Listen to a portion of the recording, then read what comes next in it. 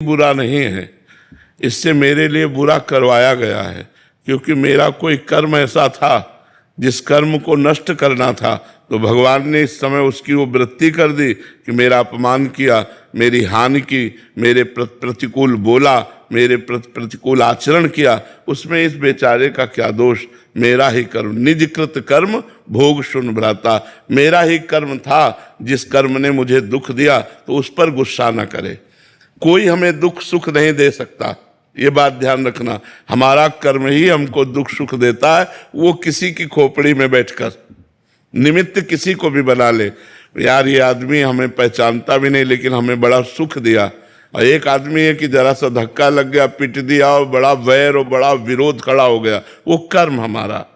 एक गौतमी नाम की तपस्विनी जंगल में रहती थी, महाभारत की कथा है, भगवान व्यास देव जी ने लिखा है। तो उनके एक पुत्र था, उस पुत्र को एक सांप ने काट लिया, और वो जो जंगली कोल भील होते हैं वो उनके पुत्र को लाकर कहा, देवी आपका पुत्र मर चुका है और इसको सांप ने काटा है।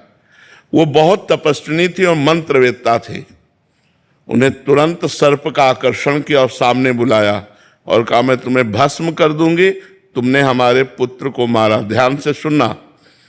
तो सर्प ने कहा, आप भस्म कर सकती हैं, लेकिन मैंने नहीं काटा, मेरे से कटवाया गया है।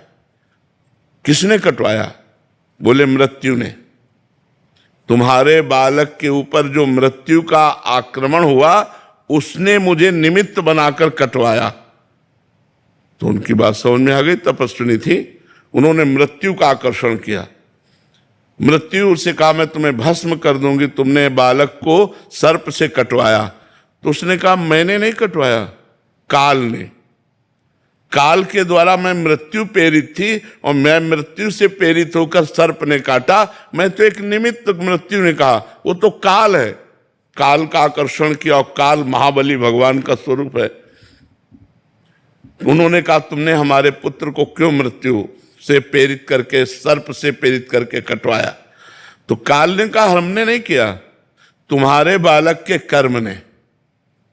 कर्म से प्रेरित काल, काल से प्रेरित मृत्यु, मृत्यु से प्रेरित सर्प, घूम के बाद कहा है कि तुम्हारे बालक का कर्म ऐसा था जिससे इसको सर्प ने काटा।